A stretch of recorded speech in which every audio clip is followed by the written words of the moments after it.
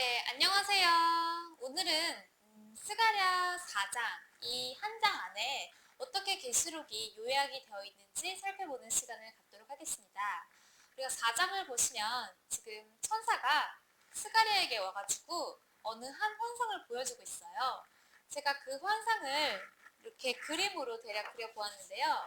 보고 있는 지금 이 환상이 일곱 금 등대가 있고 그 꼭대기에는 주발 같은 것이 있고 이 등대의 좌우편에는 감람나무가 있어서 이렇게 주발에 관으로 연결이 되어 있는 이 환상을 지금 스가랴가 보고 있는 것입니다.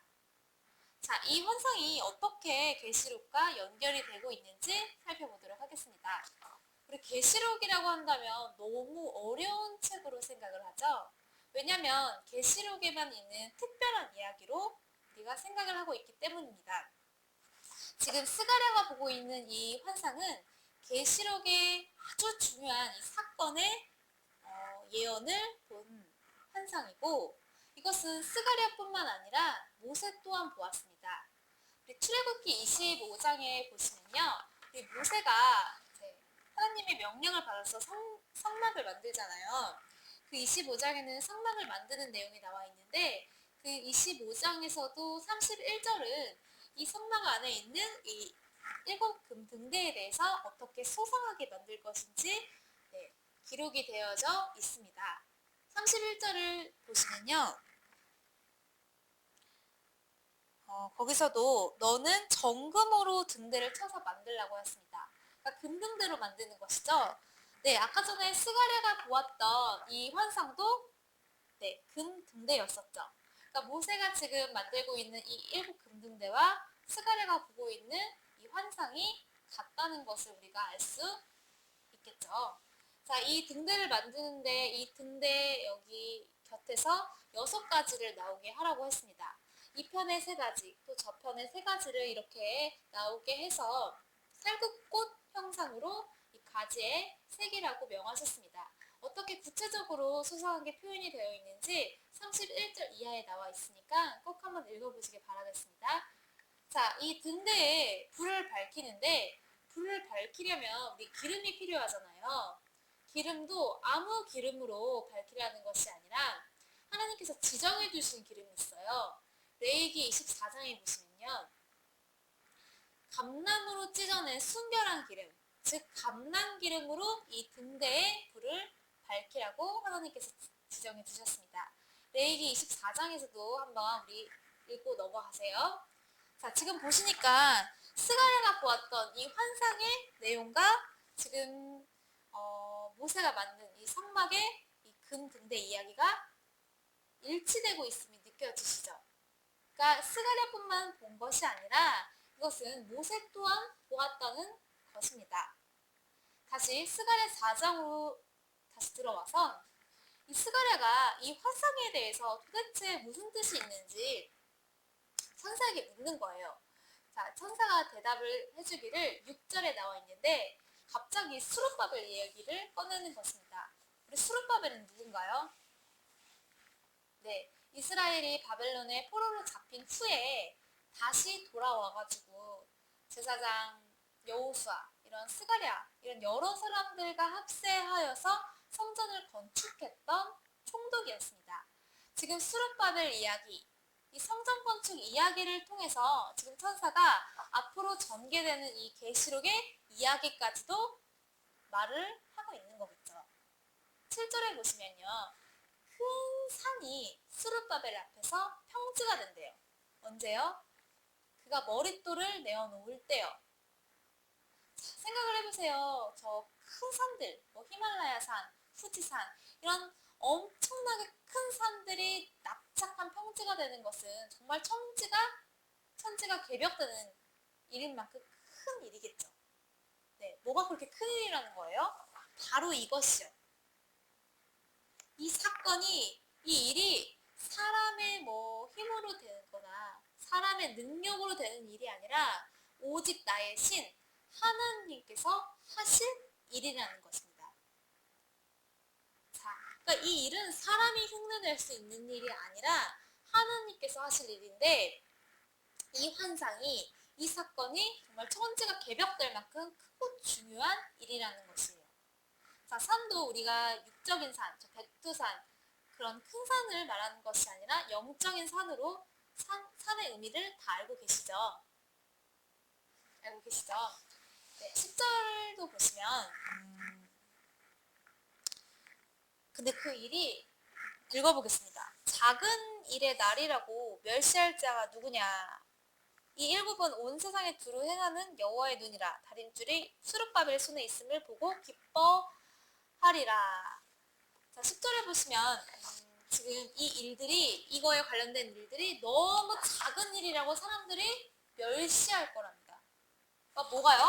바로 이 두 감람나무와 7등대, 이 역사를 주도하고 밝혀 풀어내는 그런 일들이 너무 보기에 작고 초라해 보이니까 사람들이 알아보지 못하고 무시하고 멸시할 것이라는 거예요.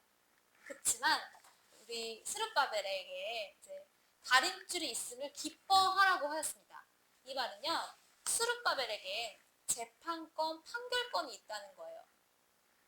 네, 지금 이 환상 이야기는 스룹바벨 이야기를 통해서 계시록에 전개될 이야기까지도 풀어가고 있는 거죠. 다시 10절을 좀 보시면요, 이 7은 뭐라고 이렇게 되어 있나요? 10절에 실은 온 세상에 두루 행하는 여호와의 눈이라고 하였습니다. 그럼 하나님께서 눈이 7개라는 것입니까? 아니죠. 이것도 뭔가 의미하는 바가 있죠. 자, 이렇게 이 7은 온 세상에 두루 행하는 눈이다라고 말씀하셨어요.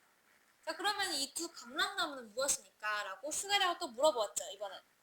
그럼 이 두 감람나무에 대해서 14절에 대답이 뭐라고 되어 있나요? 네, 이 두 감람나무는 기름 발리운 자 둘인데 주 앞에 모셔 섰는 자라고 했습니다. 그러니까 주가 아니라 주 앞에 모신 자죠. 절대 주가 아닙니다. 두 감람나무는. 지금 스가랴가 보고 있는 이 7등대와 두 감람나무의 이야기가 어떻게 계시록에 연결이 되어 있는지 계시록 5장 6절을 살펴보도록 하겠습니다. 계시록 5장 6절에 보시면요, 네, 거기에 어린 양이 섰는데 이 어린 양에게 7뿔과 7눈이 있대요. 7눈은 뭐라고 하냐니까 뭐래요? 이 눈은 온 땅에 보내심을 입은 하나님의 7영이라고 했습니다. 아까 스가랴가 보았던 이 7은 온 세상에 두루 행하는 여호와의 눈이라고 했죠. 자, 이 눈의 정체, 이 눈이 뭐냐니까 하나님의 7영이래요. 그러니까 이 7근등대를 상징해서 7영을 말하고 있는 것입니다. 이 7영을 상징해서 이 7등대를 이렇게 표현을 해놨다는 거예요. 자, 이 7영들이 하는 일이 뭐냐? 온 세상에 두루 행하고 온 땅에 보내심을 입은 자라는 것입니다. 자, 온 세상에 왜 두루 행하죠? 네, 바로 잘하나 못하나 감시하려고요. 우리나라 정부 기관으로 치자면 감사원 같은 역할을 하는 거예요. 이렇게 감찰하고 감시하는 이런 일을 한다는 것입니다. 이 7영들이요. 자, 이 7영에 관한 비밀은 계시록 1장 20절을 한번 살펴보겠습니다. 네, 계시록 1장 20절에 보니까 여기서도 예수님의 오른손에 7별과 7금촛대가 있대요. 우리 7금촛대는 바로 이 7등대를 말하는 것입니다. 우리가 등대라고 해서 바닷가에 있는 그 등대가 아니라 성경에서 이 금등대를 번역했을 때 램프 스탠드로 번역이 됩니다. 그러니까 이 7금등대와 7촛대는 같은 말이에요. 자, 예수님의 손에는 7별과 7금촛대가 있다고 했죠. 자, 이 7별의 비밀이 뭐라고 합니까? 20절에 7교회의 사자고 7금촛대는요, 7교회의 7교회라고 하죠. 7촛대는. 자, 그러니까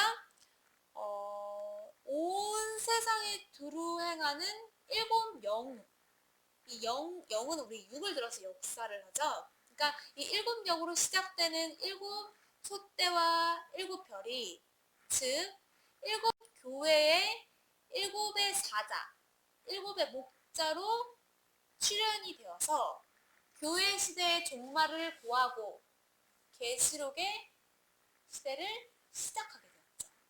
그러니까 이 일곱 등대의 출현으로 계시록의 시대가 열리는 것입니다. 그러니까 이 일곱의 금촛대가 출현만 된다면 이제 계시록의 시대로 접어든 것입니다. 그러면 두 감람나무는 무엇일까요? 네, 계시록 11장 3절과 4절을 살펴보겠습니다. 계시록 11장 3절을 봤더니 두 증인이 나오죠. 두 증인이 하는 일이 뭐예요?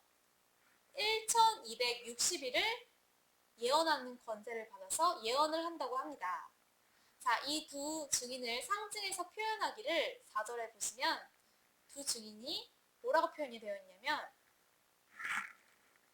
주 앞에 섰는 두 감람나무와 두 촛대라고 했습니다. 아까 스가랴가 보았던 이 두 감람나무는 기름 발리운 자 둘이고 주 앞에 모셔 섰는 자라고 했었죠.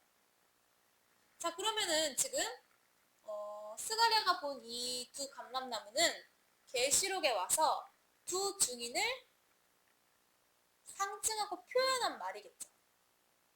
두 증인을 감람나무라고 표현을 했고, 역시나 주 앞에 섰는, 주가 아닌 주 앞에 섰는 자라고 성경에서는 말씀을 하고 있습니다. 자, 지금 스가랴가 보고 있는 이 일곱 등대와 두 감람나무의 이 이야기는, 이 환상은 계시록의 정말 중요한 이 사건들을 본 환상이고 중요한 뼈대라는 거예요.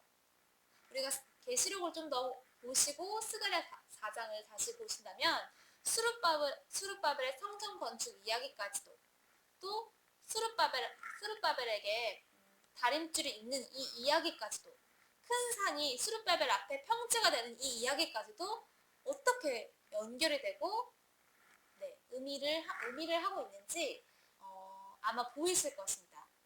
자, 이렇게 하나님께서는 스룹바벨 스가랴 이야기뿐만 아니라 모세도, 또 성경 여기저기에 이런 계시록에 관한 힌트와 비밀을 이미 기록을 해두셨습니다. 우리가 이 비밀을 잘 찾아서 오늘날 어떻게 이루어지고 있는지 그것도 같이 깨닫는 저와 여러분들이 되시길 바라면서 오늘은 여기까지 하겠습니다.